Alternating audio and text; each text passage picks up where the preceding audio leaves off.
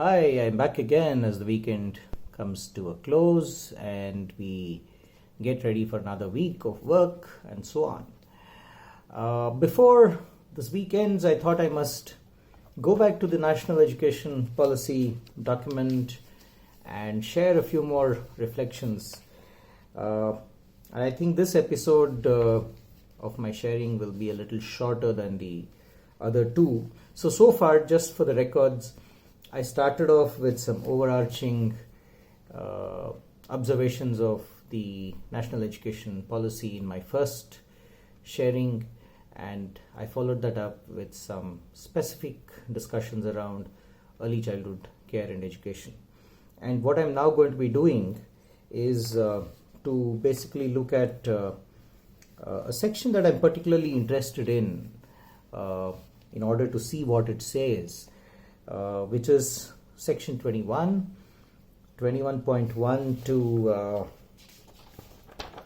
I think 21.10, 21.10 that is, which is all of adult education and lifelong learning.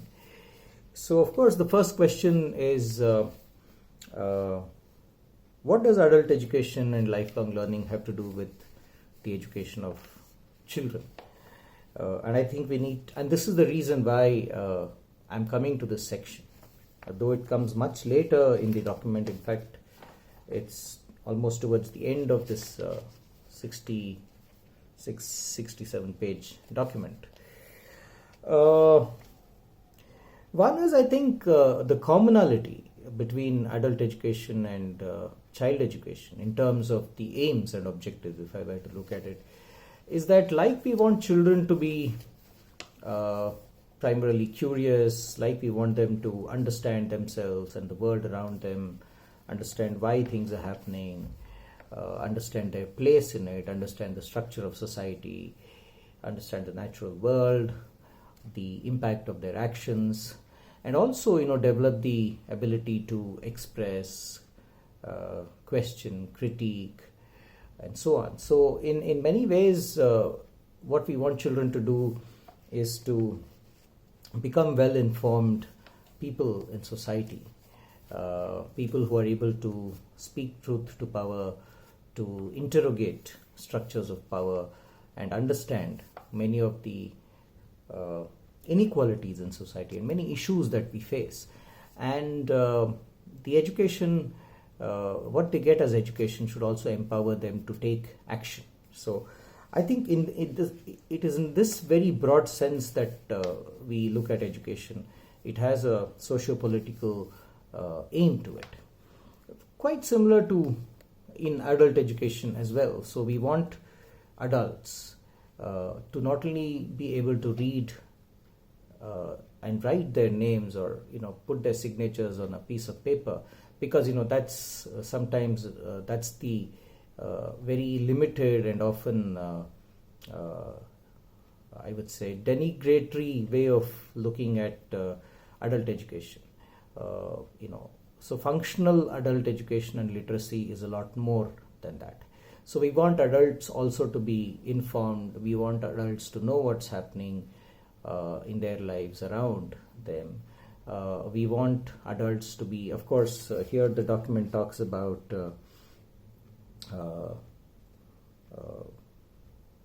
personal, civic, economic, and lifelong opportunities for individuals so that they can progress personally and professionally. So it argues in 21.2 that being a non-literate member of a community has innumerable disadvantages, including the inability to carry out basic financial transactions, compare the quantity of goods purchased against price. So there are some basic arithmetic. But then what this point misses is that even if you're not literate in the sense that schools make you literate or that formal education makes you literate, you're still able to do a lot of business. So all you have to do is just go to the market or the bazaar and see how men and women who are otherwise not literate are able to deal with financial transactions very easily.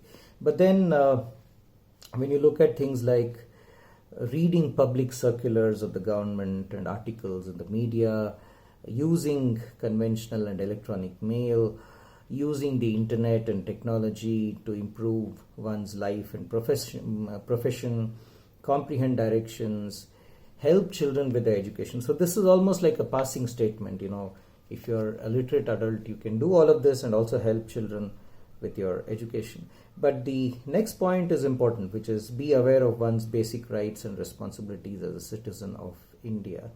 Appreciate works of literature, blah, blah, blah, pursue employment.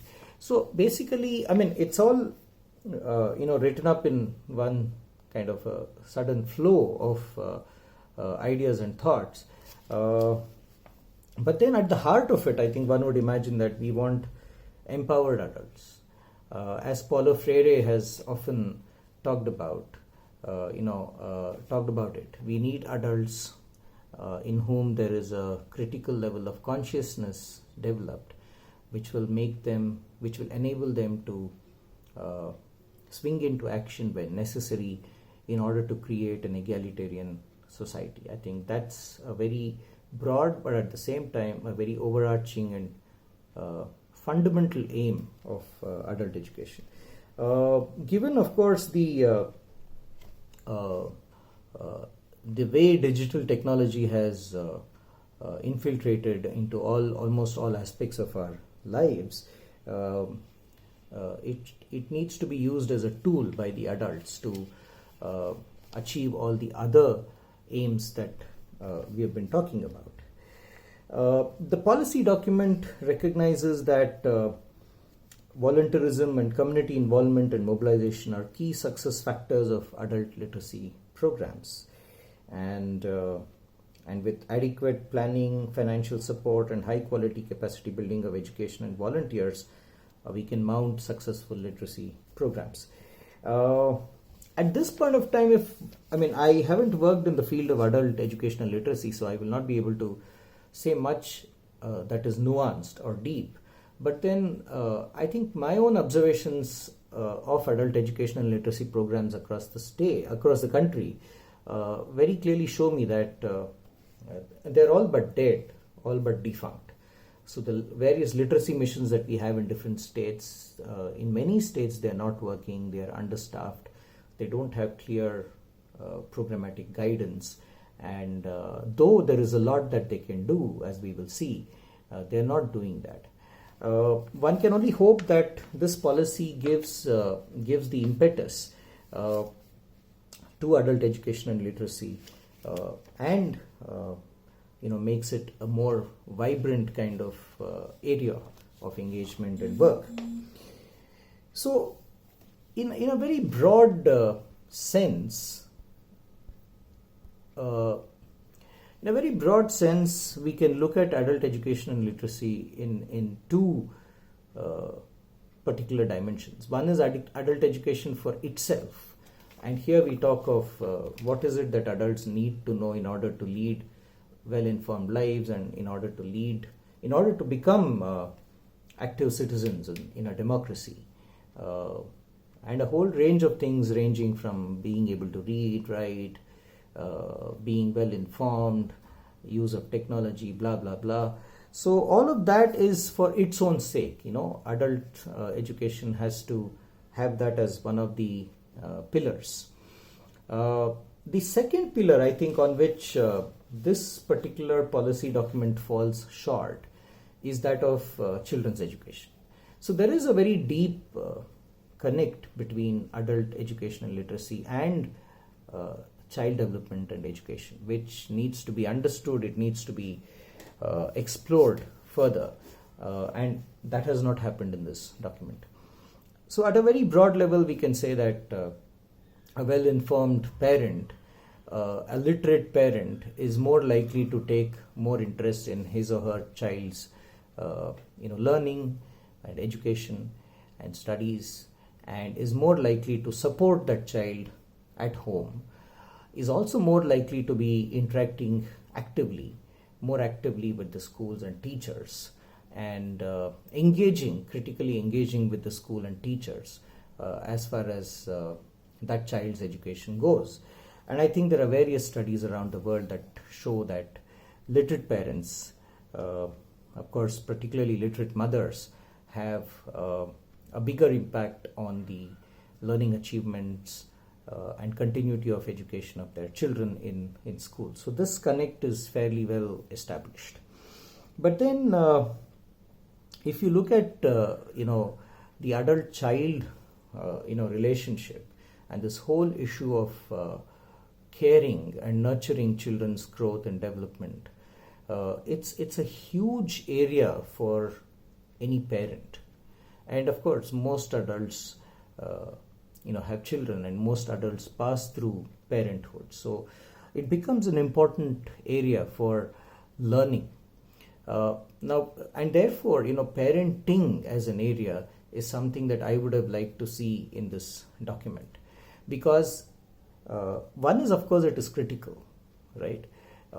Studies in the field of early childhood education and early childhood development show that parents who are aware of their children's developmental needs and who respond to those needs, in other words, parents who engage in what is called as responsive parenting, have a much bigger and positive impact on their child's developmental outcomes than parents who do not know what to do. And parenting is something that doesn't come naturally. It needs to be acquired. It is not in the genes. Even a very simple act of holding a child and feeding that child needs to be learned. It doesn't come automatically to people. And then there are cultural factors that inhibit parents from interacting with their children.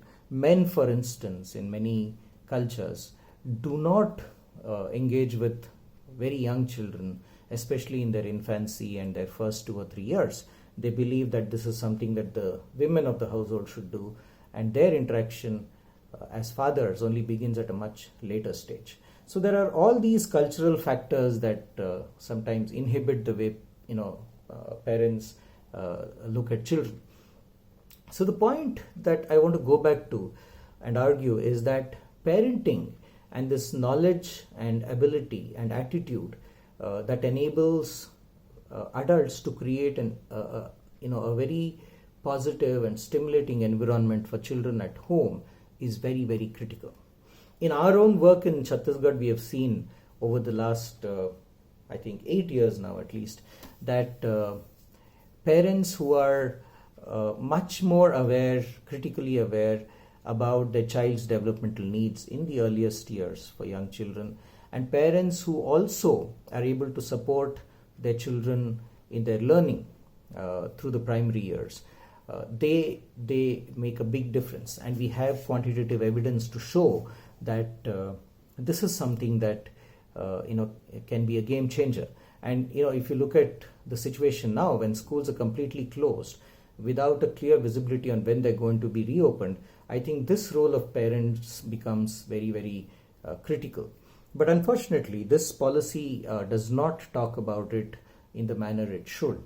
It identifies 5 areas for what it calls as an outstanding adult education curriculum framework. In what sense the term outstanding is used, one is not clear. But then the 5 areas are foundational literacy and numeracy, B, critical life skills including financial literacy, digital literacy, and so on, C, vocational skills development, D, basic education including preparatory, middle and secondary stage equivalency, that's a tall order, and E, continuing education in arts, sciences, technology, culture, sports and recreation, and blah blah blah. Again, a very tall order given the kind of educational system we have and its capacities and so on. But here, the aspect of parenting, in which many adults spend so many of their waking hours, is completely missing. Parenting doesn't come naturally, it has to be acquired, and you need government schemes and programs that are able to reach out to parents with messages of behavior change, with messages of that help them to understand their children's developmental and learning needs, and over a period of time be able to respond to that. Last few thoughts. To some extent, I think work in the domains of health and nutrition has looked at this issue a lot more seriously, because it is concerned with the survival of the child. So a lot of so you have the health workers, for instance, the ASHA workers in Chhattisgarh, they're called as mitanins, and the Anganwadi workers, who are the basically the preschool workers. They are the government's main frontline workers who are interacting with parents, and in most cases, of course, mothers. We still haven't found a way of engaging with fathers extensively and critically. But in these sectors, the health and nutrition, I think a fair amount of work has been invested in helping parents to understand how to look after their children when they're ill, what to do, when do what all can you do at home, when do you go to the doctor, what kind of medicines and so on, what kind of food, right from the point of birth till the child is growing up, breastfeeding, and there are so many other complementary feeds and so on and so forth. But an equivalent program has not been mounted in the case of education. So it is not surprising, therefore, that parents are clueless, and in many cases they do not even know in which class their children are studying.